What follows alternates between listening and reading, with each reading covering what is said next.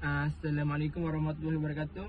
Saya Zulakir daripada SPU2B akan mencuci filter kereta produk Azia. Okey, step pertama, buka dashboard dulu. Okey, keluarkan dashboard. Dekat sini ada macam pin untuk buka filter produk Azia ni. Okey, tarik je. Okey, lepas tu keluarkan.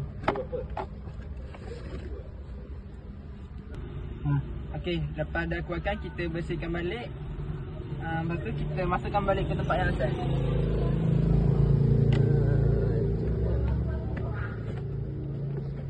Dah.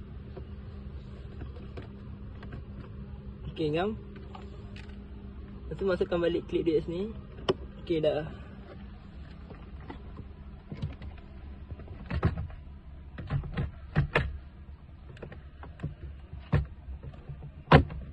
Okay lah.